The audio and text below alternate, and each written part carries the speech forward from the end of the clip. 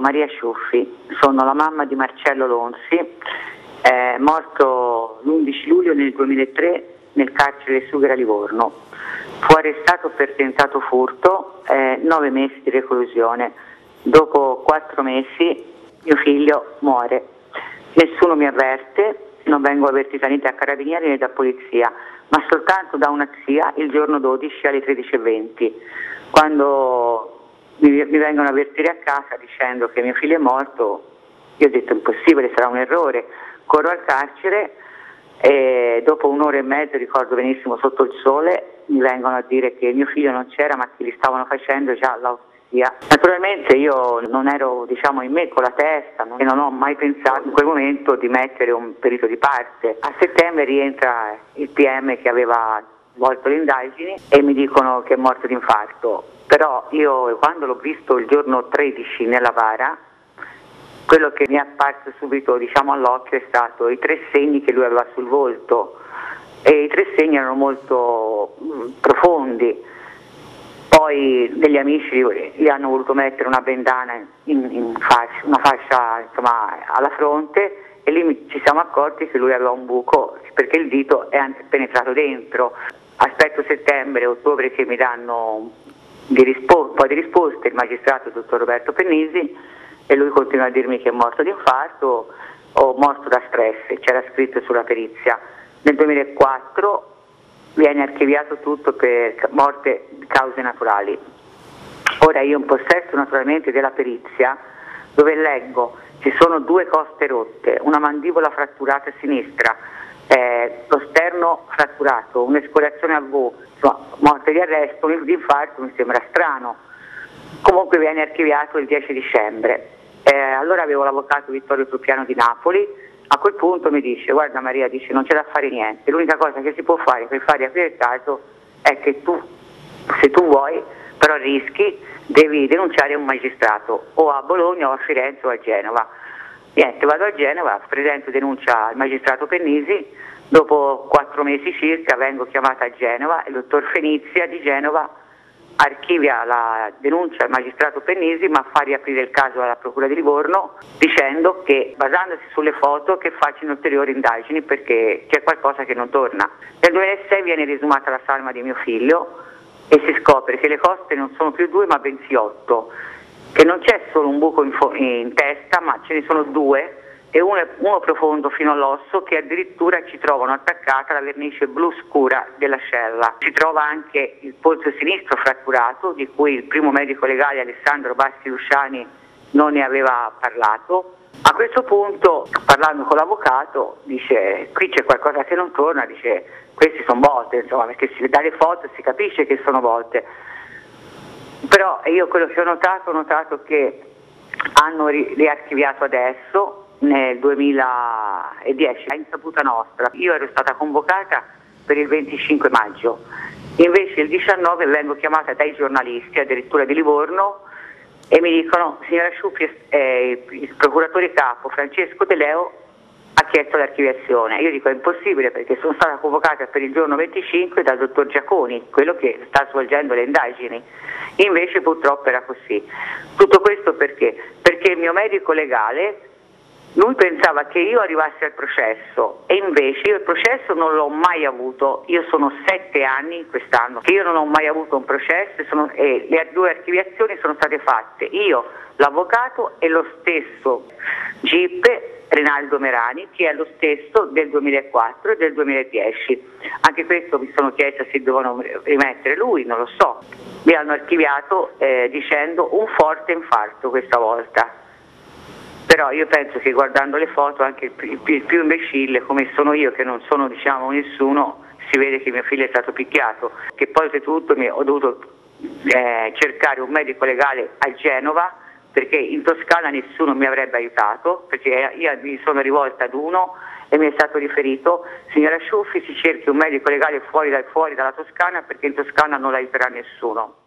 I Livorno dicono che è una città rossa, di comunisti, così, perché io praticamente abito a Pisa, però sono cresciuta a Livorno, mi sono sposata a Livorno, ho partorito a Livorno, mi sono separata a Livorno, ho fatto tutto a Livorno, e credevo che la gente di Livorno fosse diversa. Io invece ho avuto, diciamo, un aiuto e un risalto più da un centro sociale, altrimenti non se ne parlava. Ho fatto lo sciopero della fame per avere giustizia, per chiedere, per sapere perché mio figlio è morto, e penso che io non abbia chiesto poi granché, perché in fondo io credo che ogni mamma abbia diritto di sapere come è morto il proprio figlio. Io ora sono arrivata a un punto che sinceramente non ce la faccio più. Sono in Cassazione perché è dal 3 giugno che è stata depositata in Cassazione a Roma e ancora la sentenza non è stata emessa. Non mi aspetto granché, come mi ha detto l'avvocato, a quel punto ricorrerò a Strasburgo, però tutto quello che, diciamo, mi fa un po' rabbia è che mio figlio non era un santo, l'ho sempre detto.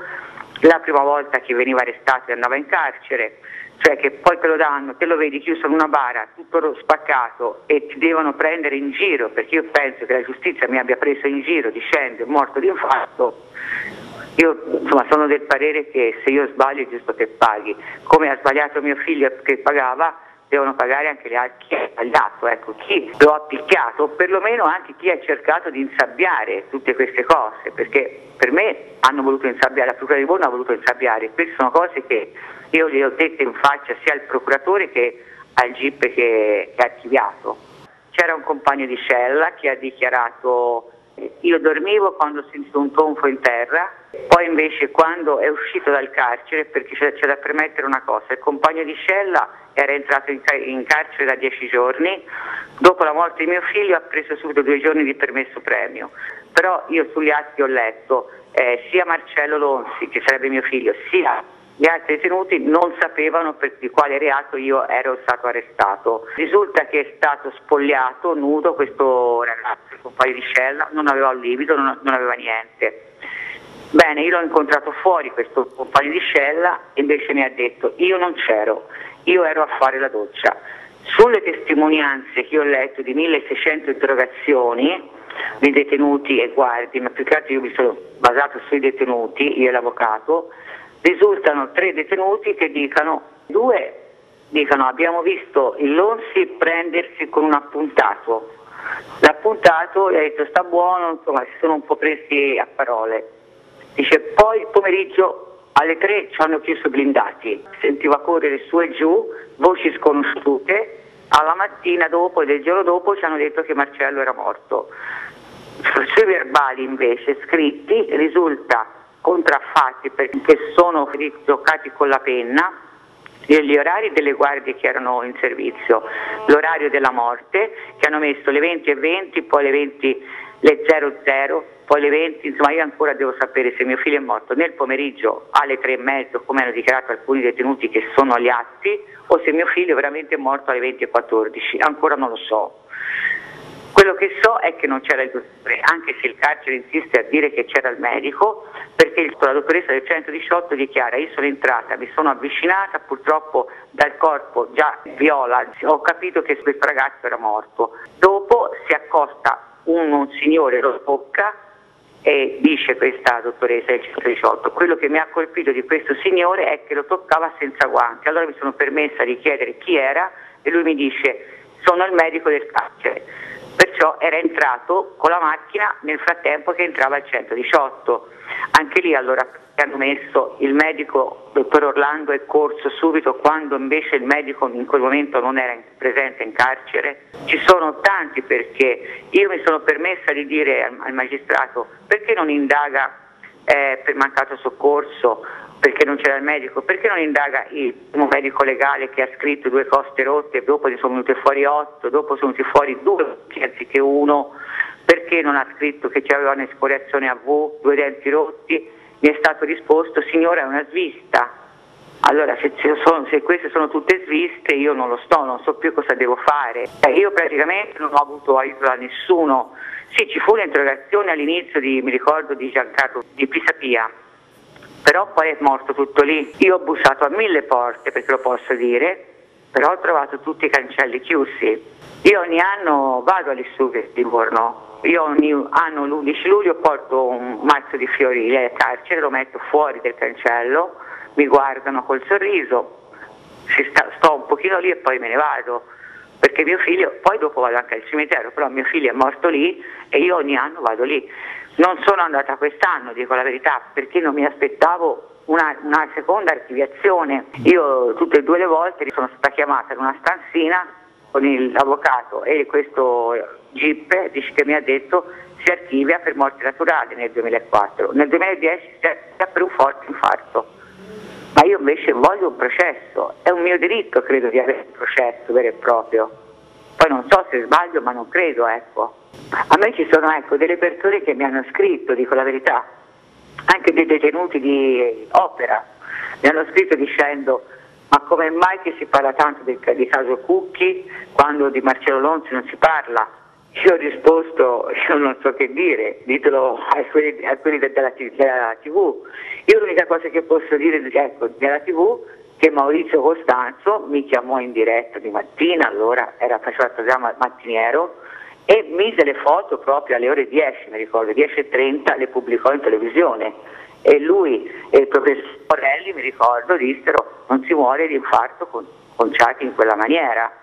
È giusto che la mamma abbia una riesumazione della salma, però anche quello è stato fatto tutto a mie, e anche io questo ci tengo a dichiararlo, perché alcune persone hanno detto ma perché non l'ha pagata la procura? No, le stesse medico legali le ho pagate io, come tutto il resto, e ringraziare tanti giovani che mi hanno aiutato a pagarla, perché io sinceramente in 7 anni adesso io mi sono venduta tutto quello che avevo, io non ho più niente, io faccio anche a tirare avanti giornalmente, nonostante vada a pulire le scale, mi vado a fare, però non ci riesco più, perché ogni volta che la procura faceva una perizia io ne devo controbattere un'altra, sono fatte 4 o 5 perizie e io ho dovuto fare 4 o 5 perizie anch'io dal mio medico legale, sì che poi una volta veniva chiamato a Livorno 550 euro anche lì, perché la procura ci voleva parlare. Sono cose che io penso che i giudici non se ne rendono conto, i magistrati, che sta succedendo quando muore un figlio o muore una persona in carcere.